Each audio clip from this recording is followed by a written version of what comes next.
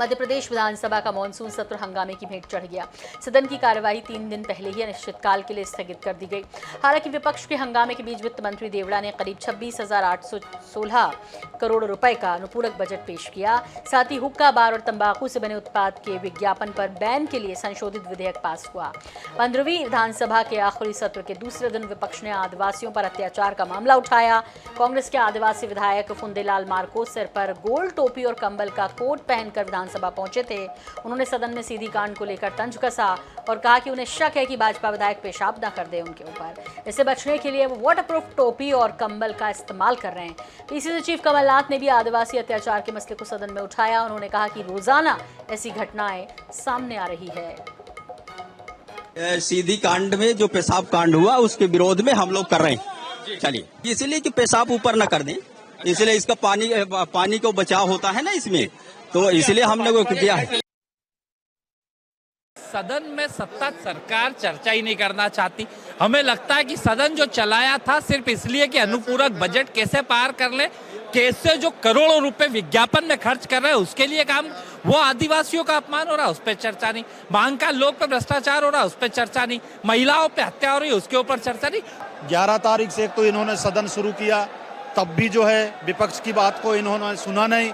आज 12 तारीख को एक असंवैधानिक तरीके से लोकतंत्र का दरकिनार करके नियम को तार तार करके जिस तरह से आदिवासियों का मुद्दा, महाकाल का मुद्दा और सतपुड़ा भवन में जो इनके रिकॉर्ड को जलाने के लिए लगाई गई आग जैसे मुद्दों को कांग्रेस स्थगन ला रही थी, लेकिन सत्ता ने सुनी नहीं और आज अपना हिटलर शाही चला करके पूरे सदन को खत्म कर दिया। मध्य प्रदेश ही नहीं देश में आज जिस लोकतंत्र की आवाज़ बुलंद करने के लिए हम लोग यहाँ पहुँचते हैं और समय से पहले सत्र खत्म कर देना, कहीं ना कहीं ये लोकतांत्रिक मूल्यों के साथ खिलवाड़ किया जा रहा है। हम चाहते हैं कि सरकारें सत्र को चलाएं और ज़्यादा से ज़्यादा दिनों तक जनता के मुद्दों की चर्चा होना चाहिए। और अगर भारतीय जनता पार्टी शासन में अगर इस तरह से हो रहा है तो कहीं ना कहीं लोकतंत्र की हत्या हो रही है। क्या करें भैया, उधर यही तो मजा। और वैसे भी सत्ताधारी आदमी जैसे सोचता ही है कि कछु तो करो, विधानसभा स्थगित कर दें, हो गई। प्रश्न जो आप लोग जनता के लगे थे, क्वेश्चन लगे थे, ध्यान आकर्षण लगो तो कुछ भी नहीं आया। नहीं आया। अब ऐसे में फिर जनता के बीच जाके जवाब देना पड़ता है आप लोगों को। जनता सब जानती है। पूरे 5 साल का रिकॉर्ड देख लिया जाए, जब से भारतीय जनता पार्टी की सरकार बनी है, हर बार इन्होंने सत्र चलाने से अपने आप को भागते रहे हैं, अपनी जिम्मेदारियों से भागते रहे हैं और अपनी गलतियों को हर बार कांग्रेस के ऊपर। भाई हमारा काम है जनता की आवाज़ उठाना, हमारा काम है, हमारी जिम्मेदारी है कि हम उन्हें बताना चाहते हैं, अवगत कराना चाहते हैं पूरे सदन के माध्यम से, आम आदमी को, प्रशासन को, सबको। तो क्या ये गलत है? सदन चलाने की जिम्मेदारी सत्ता पक्ष की है, ये उनकी गलती है। कांग्रेस के लोग जनता जनार्दन के जो टैक्स का पैसा आता है, जिससे विधानसभा का खर्चे चलते हैं, एक कांग्रेस के लोग सदन को चलने नहीं देना चाहते हैं। एक कांग्रेस पार्टी के लोग जनता जनार्दन के साथ धोखा कर रहे हैं।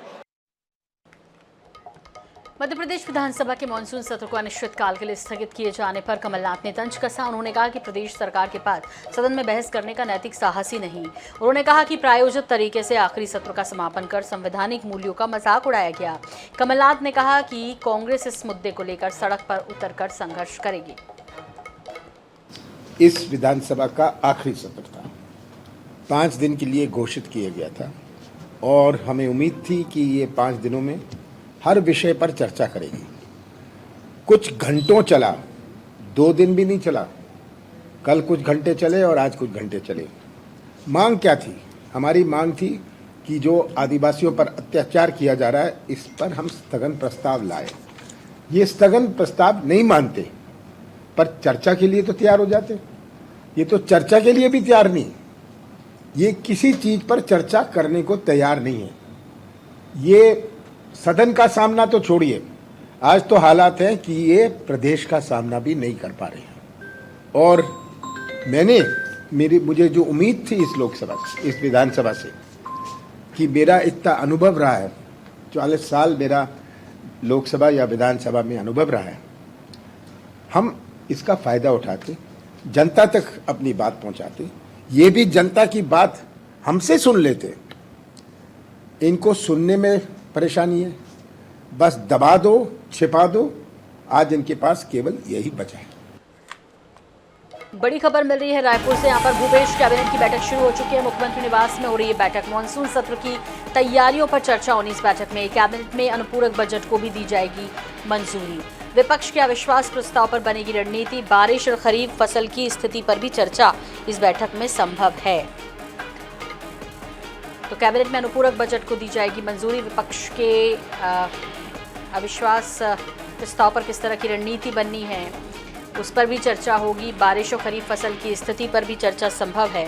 भूपेश कैबिनेट की बैठक हो रही है। मुख्यमंत्री निवास पर ये बैठक है और मॉनसून सत्र की तैयारियों पर चर्चा करनी है इस बैठक के अंतर्गत। आपको बता दें कि कैबिनेट में अनुपूरक बजट को दी जाएगी मंजूरी।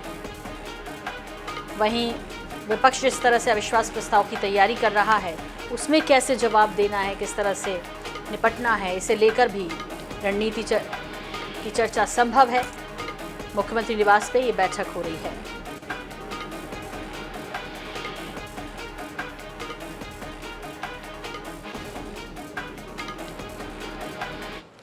इधर जगदलपुर में मछुआरा संघ ने मंडी परिसर में आरक्षण की मांग को लेकर धरना और प्रदर्शन किया।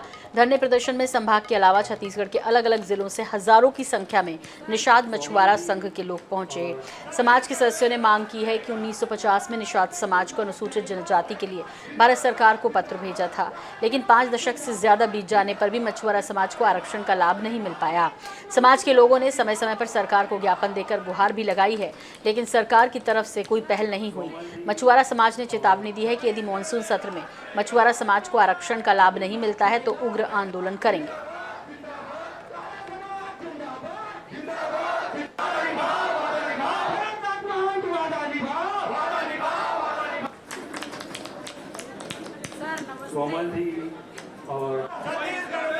चार साल तक पूरा ठगते ठगते आया है और अभी भी ठग रहा है और उसने हमारे पेट में लात मारने काम किया है, जिनके वजह से हमने आज रैली निकाला है और वो मछुआरा नीति को सुधारे और 2023 की मछुआरा नीति को रद्द करे और मछुआरों को दी हुई जो आरक्षण है 1950 में जो मिले आरक्षण है उनको पुनः समायोजित कर प्रस्ताव बनाकर केंद्र को भेजे। पूरा नहीं होगा तो हम सड़क पर उतर के बहुत बड़े आंदोलन को दिशा देंगे और अंजाम देंगे।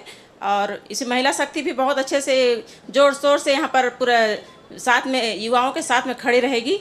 मौजूदा मुख्यमंत्री के द्वारा ये कहा गया मंच से कि एक मछुआरा को टिकट दिए हैं तो पूरे 89 जो सीट है उसमें हमको लाभ मिलेगा।